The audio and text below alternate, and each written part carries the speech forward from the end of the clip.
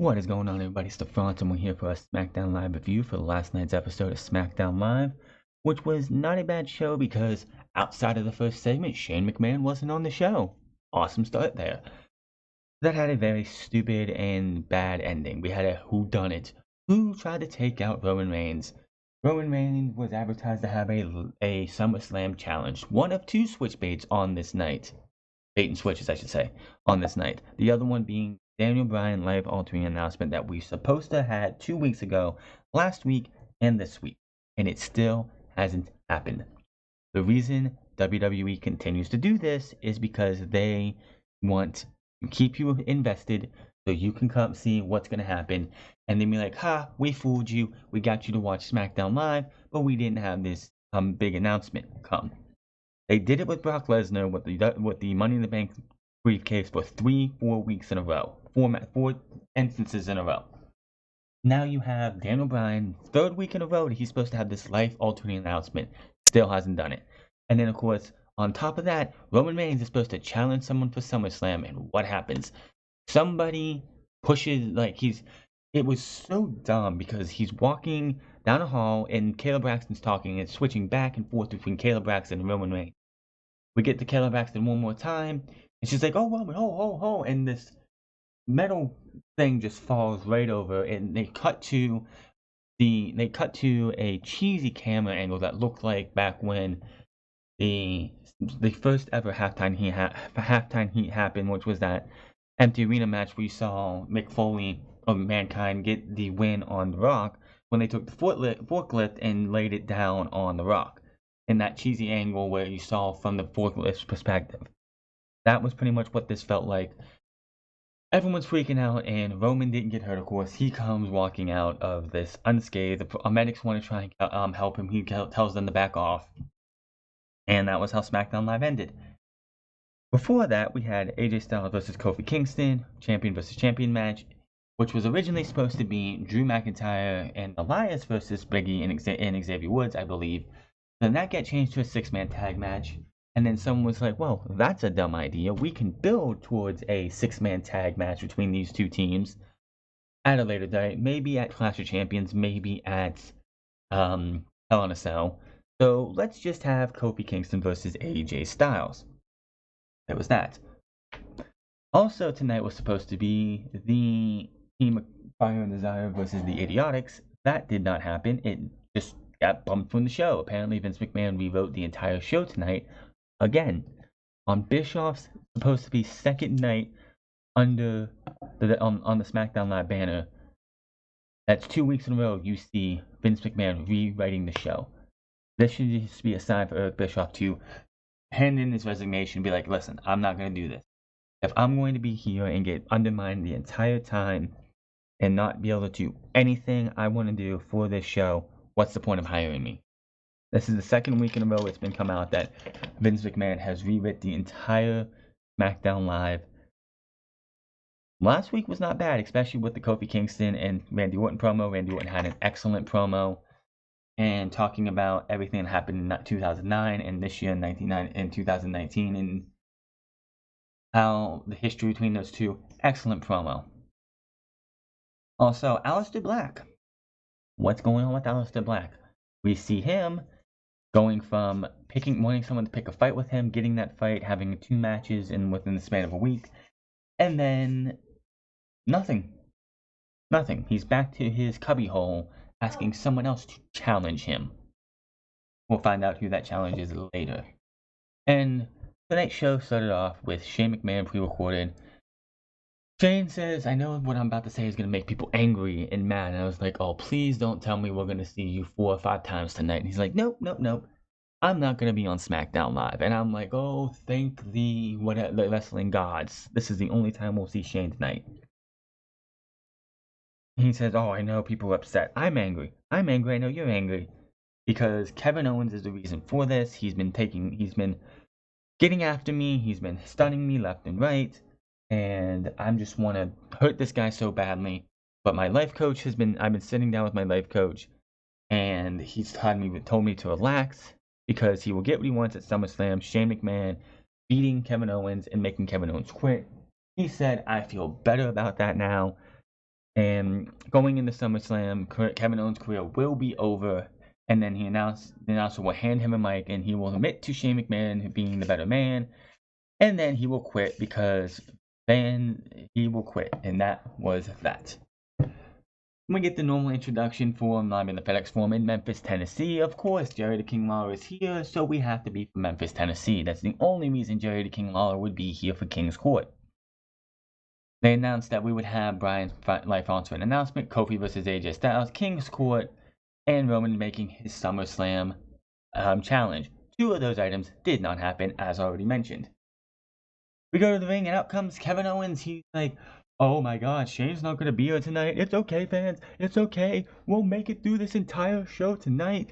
Don't worry. We don't need, like, Shane McMahon. It'll be okay. Mocking Shane McMahon, of course. Then he's like, you know, Shane McMahon being off of TV tonight is probably the best thing to happen to us. SmackDown Live. Because it can be about superstars and not about Shane's stupid face. And Shane's stupid face, I want you to bring that with you to SummerSlam along with your body so I can beat the hell out of you and then beat you down and beat you at SummerSlam. Now I know if I beat you at SummerSlam, you can still come to SmackDown the next week. Nothing's going to stop that because you are McMahon. I wish he would have made a challenge that if you were to show up, that if you were to lose at SummerSlam, you are to not, like, have it in writing, whatever. You would be banned from WWE television for a full year. I don't care what it would take, but I would love to see, because quite honestly, Kevin Owens has everything to lose while Shane McMahon has nothing to lose. So I don't know what the whole point of the match stipulation is. If Shane McMahon loses, he can be on SmackDown on Tuesday. This is supposed to be a way to phase Shane McMahon out, but you have no stipulation to phase Shane McMahon out. So I don't know what they're going to do. Of course, Drew McIntyre came out after all this, and Drew says Shane forgot to mention that it will be Kevin Owens versus Drew McIntyre tonight. He does pop Kevin Owens. They fight for a bit. Kevin Owens gets thrown over the announce table. And he says, well, you might want to dust yourself off because that match is now. We go to commercial break. We come back, and it looks like the wrestling through commercials is out of the way. Of course, SmackDown had a little bit better job than Raw with that because of picture-in-picture. But this match is underway, and Kevin Owens and them have a big brawl. Big brawl to the outside. Stunner on the announce table. Back inside, pop-up powerbomb gets a 2 count. More fighting. More end up on the floor.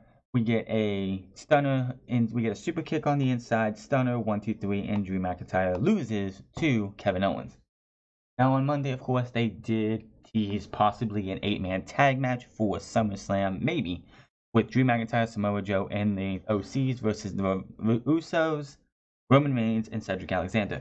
That might have been the plan until, of course, Jimmy Uso screwing everything over. So I have no idea what they're going to be doing for Drew McIntyre at SummerSlam.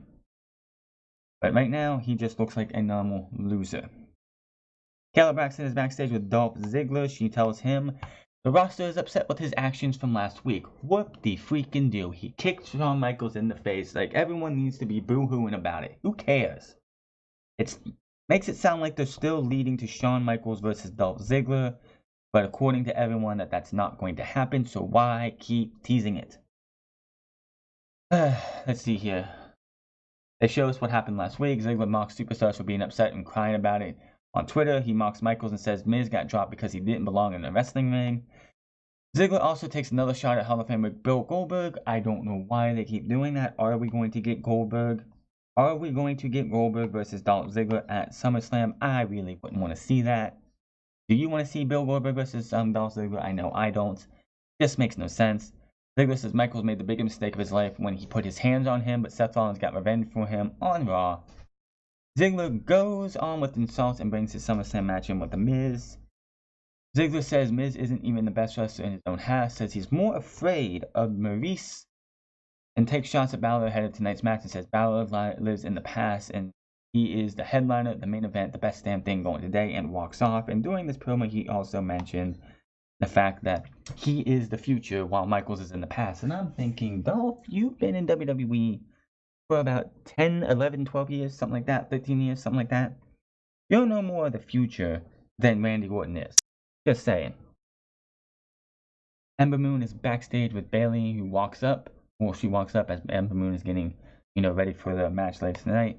Says they're teaming tonight, but she hasn't forgot about the eclipse from last week. Bayley goes on and says they will get through tonight. It's okay, we'll get through tonight, but if you try something like that again, you'll regret it. Back from break, and Aleister Black is in his cubbyhole, as I said. Because he can't help but think he's different, not in an aesthetic way. He feels different and talks different. Black goes on to reference how Cesaro answered his call for a fight at Extreme Rules and calls Mr. Cesaro a true man and salutes him. Black asks how he moves on from this. How does he continue his path through this?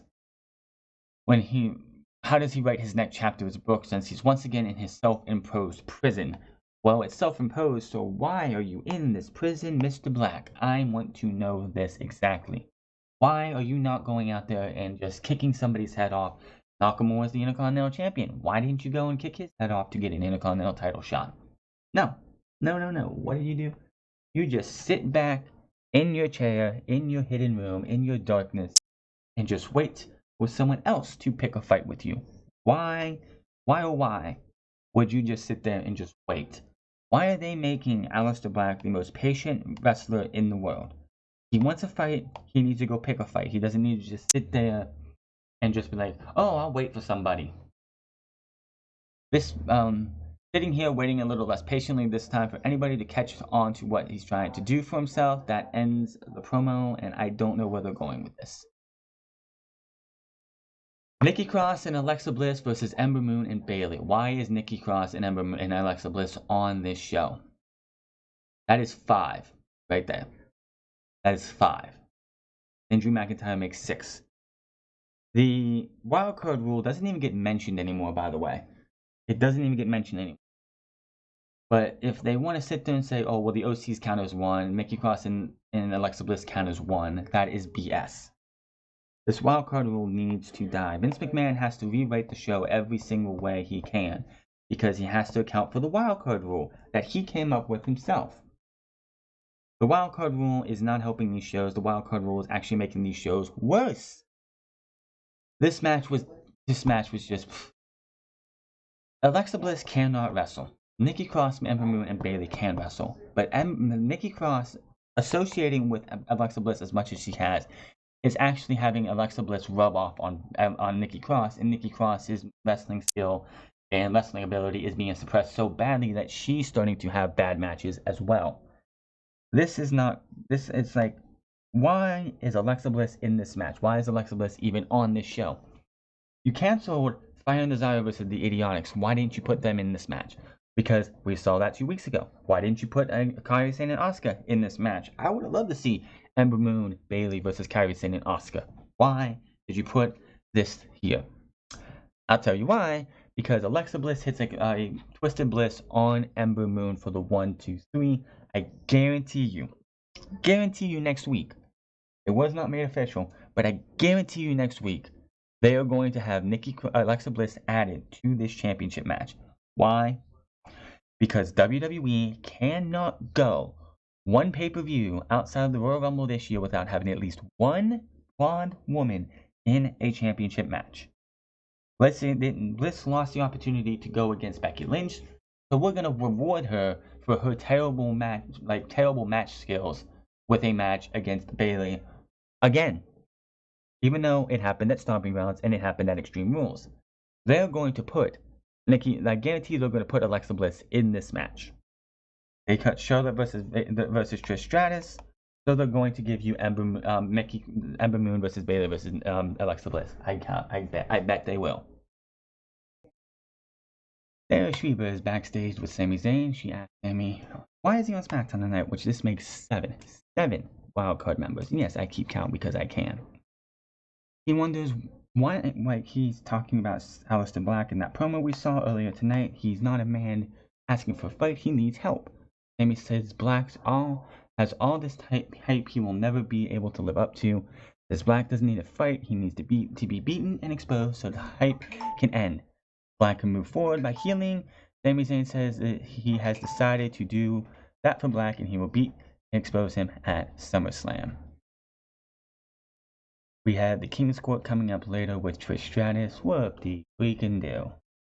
That was now Sami Zayn versus Aleister Black. Let me think about that for a second. Aleister Black versus Sami Zayn. Yeah, in NXT that would have been, I think, a great match. But Sami Zayn has been buried so far under on main roster television and hasn't been used to full potential at all. I mean, yes, him turning heel last year, 2 years ago with Kevin Owens was awesome. His heel persona and stuff has been great, but since he's been back, he's done nothing but be a loser.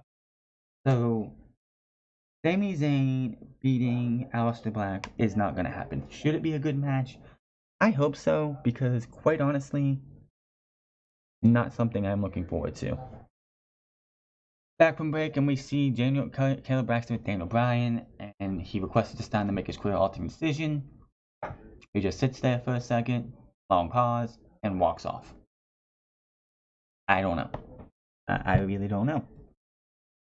Why do they keep bait and switching? I know they do it because they got to keep their ratings up. They gotta bait you in with something, and then when they bait you in, and that surprise doesn't happen, they got what they wanted. They can prolong it as long as they want. They did it with Brock Lesnar for 4 weeks, or 4 instances, and then finally brought him out. Of course, you had Paul Heyman multiple times like, Brock will be here next week to cash in the briefcase, and it never happened until Extreme Rules.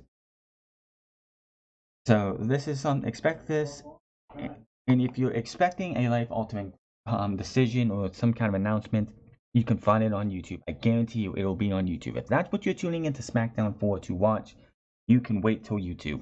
Plain and simple. Out comes Hall of Famer Jerry King Lawler for King's Court. He brings Trish Stratus out. Trish says she flew straight from her cottage to be here tonight. They talked about how she missed the Raw reunion special because she's been on vacation with family. So yeah, family matters. Talks about being on Raw last week.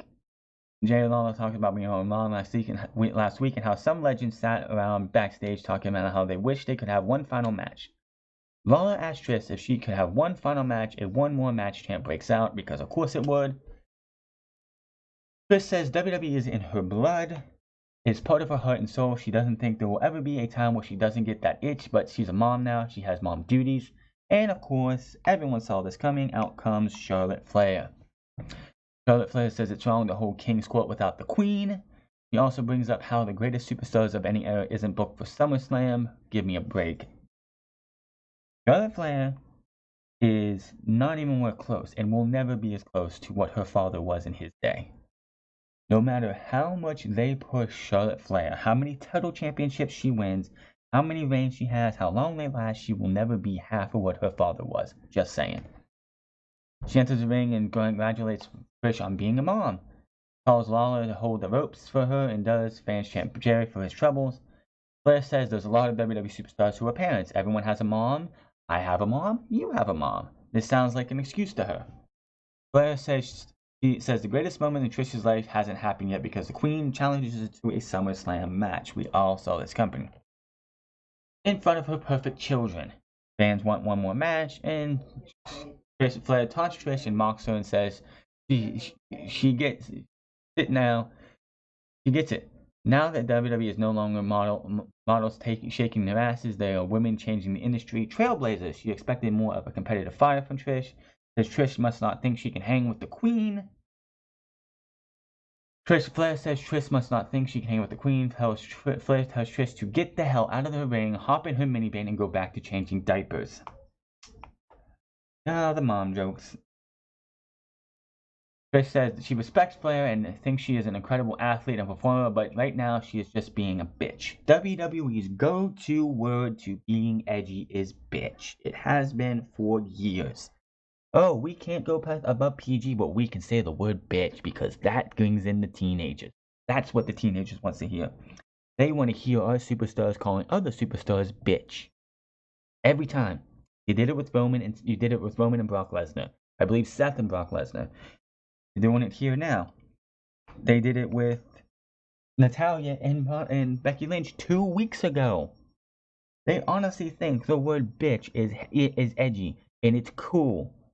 This isn't the 90s, motherfuckers. This is 2019. The word bitch is not as cool or as edgy as you think it is. Flair stares Trish down. Trish says there would be no trail for Flair to blaze if it weren't for her and other WWE Hall of Famers like Lita, Jackie, Ivory, and Beth Phoenix.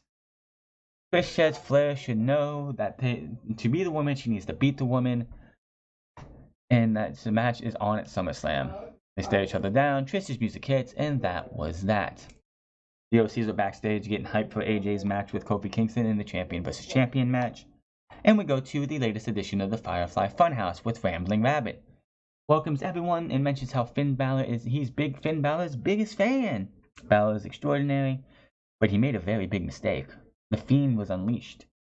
Finn doesn't just understand what the Funhouse is all about, and he just leaves because Bray Wyatt is looking for him. Apparently, Rambling Rabbit has news or information on the Firefly Funhouse that we do not know what it is. Wyatt's looking around mad and everything. He starts laughing. He's looking around, and then he just gets that look, and he's like, "Let me in, let me in." And we see the Fiend a couple times, and we go to commercial break. We see what happened on the previous night for Raw, where Seth Rollins got destroyed by Brock Lesnar. There were actually people on Twitter arguing with me that looked real. That Brock Lesnar went into business for himself. Brock Lesnar doesn't care. Brock Lesnar will do whatever he can, and the WWE will not punish him. Are you fucking stupid?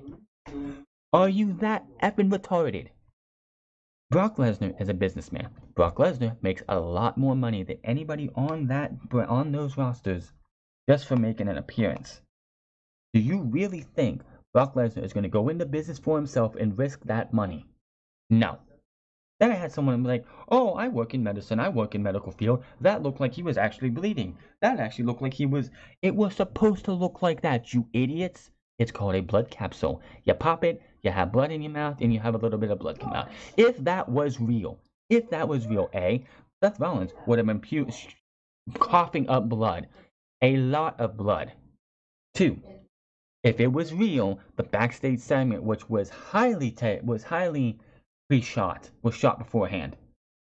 3, if it was real, they wouldn't have showed the replays and they wouldn't have re-aired it on SmackDown Live.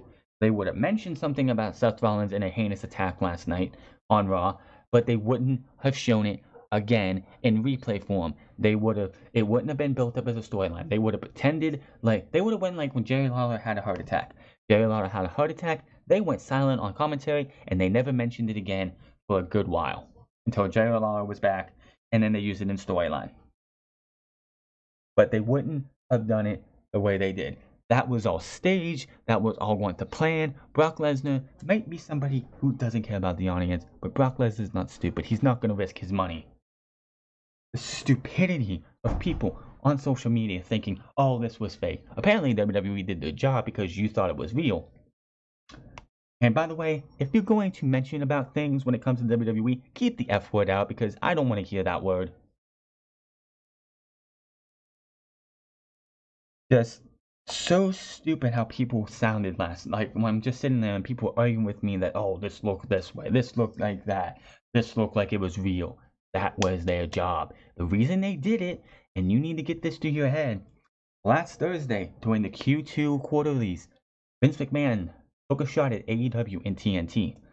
AEW is going to TNT, where last time there was a wrestling company there, they had to be pulled back. The reins were pulled back on Eric in WCW, and they weren't allowed to do blood or anything like that. AEW is going to TNT, and Vince McMahon wanted TNT's upper management to get squeamish and be like, "Hey, look, we can do this. We can do what AEW cannot. We can have blood. We can have violence. We can have this if we want to. AEW is not going to be able to." That entire beatdown was a clear shot at AEW and TNT. If you don't think so, then you are absolutely a fool. You are stupid, and I don't know what else to tell you. Dolph Ziggler versus Finn Balor as we continue on here. This was not a bad match. Match comes to an end when Balor hits a running stomp, goes to send Ziggler to the outside. He goes to do his tope off over the top ropes, but the lights go down. You hear the and the lights go off. You hear the Fiend sound. They focus on the Fiend's head and face and like up in chest area. You see him somewhere in the crowd or somewhere in the arena. We don't know where. And then the lights go back down, the lights come back up. Super kick to Dolph Ziggler. 1, 2, 3. Dolph Ziggler wins by beating Finn Balor thanks to the Fiend. I loved it. I love the way they did the Fiend, is that you did not know where he was at. Apparently, with the way Balor was looking, he was on the stage. Maybe he was looking at the Titantron, but we didn't know where he was at. It was so focused on the Fiend, nowhere else, which is good. I like that they did that. Soon to be a life-altering announcement, and then we go into the mind of the Viper. Nakamura versus Ali. What was this match for? Because Nakamura has no opponent going into SummerSlam as of yet. Ali seriously made a challenge to Nakamura a couple weeks ago without saying anything. So this match was basically just to have Ali beat Nakamura, because what you did on Monday Night Raw, you could not do something like that on SmackDown Live. Not in the gauntlet, but something to give somebody a chance at the Intercontinental title. No, we have a non-title match with the champion losing. Typical by the number WWE. 450, but Nakamura moves. Nakamura misses another Kinshasa, and Ali rolls him up. Nakamura blocks it and hits a DDT. Goes for a Kinshasa again, but counters that and gets a roll up in the 1, 2, 3. Again, a champion losing on free TV. I absolutely hate that. Hate it. After the match, Ali's music hits, and Nakamura looks on and he's not happy. So apparently, between now and next week, we will see Nakamura versus Ali added to SummerSlam. I'm fine with the match at SummerSlam. I just don't think the non-title match needed to happen. We get a special video package to hype Randy Orton versus champion Kofi Kingston. I loved this entire package. He talked about what happened back in the day. They showed the clip where he RKO'd Kofi Kingston and called him stupid. He said stupid, stupid, stupid. What they did not show was what happened before that, which was Kofi Kingston was in the middle of a match with Randy Orton, I believe a couple other ones, and Randy Orton was getting ready to do a punt kick to Kofi Kingston, but Kofi refused to stay down. He would drop Kofi, get ready to do the punt, but Kofi kept getting up. Kofi was supposed to lose that match via the punt kick. He wouldn't stay down, so Randy Orton hit the RKO and said stupid, stupid, stupid. Came full circle. He talked about how, fast forward to 2019, there was a new Kofi Kingston. His name is Mustafa Ali. He came up against the Viper, and he was supposed to be in the Elimination Chamber, and I booted him in the eye so badly that he wasn't able to go into the Elimination Chamber, and Kofi was that replacement. There is no Kofi Mania without Randy Orton. There is no WrestleMania moment without Randy Orton. There's no Kofi WWE Championship without Randy Orton. And I can't even get a thank you? Stupid. And he says, Kofi challenged me at SummerSlam. Stupid, stupid, stupid. Loved it. Absolutely loved it. If you want to find that promo somewhere, that is absolutely one of the best promos in a while. Then we see Caleb Braxton bringing in the New Day, and then seeing Kofi Kingston wearing the WWE Championship with pancakes stuffed in between the championship and himself is absolutely a joke. Makes me sick to see the WWE Championship disrespected like that. Absolutely disgusting. Kofi declares that SmackDown is no longer the house that AJ Styles built. Now it's the Palace of Positivity. I can't wait till Randy Orton takes this title off of him. He is absolutely a joke as a champion. The Kofi Kingston bandwagon, the Kofi Kingston hype train has fallen off the rails. His reaction is not as big as it used to be. Kofi Kingston time, the honeymoon is over. Seeing him walk out with pancakes in between him and the championship is an absolute disgrace. It disgraces that championship, and it disgraces everything that championship stood for. The main event match, of course, Kofi Kingston versus AJ Styles. Of course, you have the OCs and New Day on the outside. They get involved a bunch, beat the hell out of each other, propping back and forth. I will say the end of this match was absolutely beautiful. AJ goes for a big forearm on the apron, but not the phenomenal forearm. It looks like Big E takes out Anderson and Gallows on the floor, but we can see what's happening because of the camera angles, which are absolutely atrocious. AJ hits Kofi, goes for the phenomenal forearm, and in mid-air, Kofi Kingston, while AJ is going up for the forearm with the Trouble in Paradise for the 1, 2, 3. I liked that portion of the match. That was absolutely awesome. That's just a new way to do it. Of course, that's probably a take on the fact that the RKO can be hit out of nowhere. So seeing the Trouble in Paradise out of nowhere was something different. Definitely a nice change of pace. Kayla Braxton is backstage waiting on Roman to join her for his SummerSlam challenge, and this got so stupid and this looked so terribly cheesy, and definitely just looked like this was definitely pre-taped. Backstage, and we see her talking. They cut to her immediately. We didn't even see, they didn't even get the announcers to be able to mention that this was going to happen. It's up next, and then we cut to Kayla Braxton, and she's talking about how Reigns is going to have a SummerSlam announcement. Oh, here he is. And it's cutting between Kayla Braxton and Roman Reigns. Kayla Braxton, Roman Reigns. Kayla Braxton, Roman Reigns. And then all of a sudden, you see this metal beaming thing go towards Roman Reigns. He's on the ground. Well, at least a dummy is. I think it was an actual dummy because this was definitely pre-recorded. And the metal thing just falls on top of it. A couple of other things fell off too. And it looks so poorly produced, so cheesy, and just looked so bad. This looked like something WCW would have put together back in the day. It was that bad. Taylor calls for help. Medics come over. Reigns is alright. He refuses medical attention, says he didn't get him. He keeps walking through the backstage, confused, upset, and someone trying to kill him or hurt him. And SmackDown goes off the air as Roman Reigns is walking through the backstage area. We do see apparently Buddy Murphy walking off in the other direction as SmackDown is as the Miz and Mrs. sign is seen on the outside on the side. So they're implying that maybe Buddy Murphy did it, which I would not want to see Buddy Murphy in that position because we know where that goes. Buddy Murphy takes an L because Roman cannot lose to somebody new. Roman can't put anybody over unless it's Shane McMahon. And that was SmackDown Live.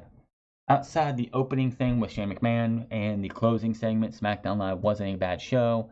Again, Kofi Kingston's time as WWE champion needs to come to an end. I never bought him as a true champion, and I don't think you should either. It's time to get that title off of him. If you want to give it to Randy Orton, fine, whatever. Just somebody who actually knows how to properly treat the championship and actually act like a champion needs to win that championship. But hit that subscribe button, comment down below, like or dislike this video. Find me on Twitter at The France Club. Find me at twitch.tv/The France Club. Hope to get back to Twitter streaming here in a couple weeks or so. But also, I do have a gaming channel right now as well called The France Plays. Make sure you go check that out. In the middle of playing through Call of Duty World War II. And just, having some fun with that campaign, and we'll see what happens after that. Maybe do June 2016 as we get ready for Doom Eternal. I don't know. Let me know in the comment section on that channel what you would like to see me play. So then, my name is The France, and I'll see you guys later. NXT will be delayed tomorrow due to outside interference. I might have to wait until tomorrow afternoon, but I will have NXT up as soon as I can tomorrow.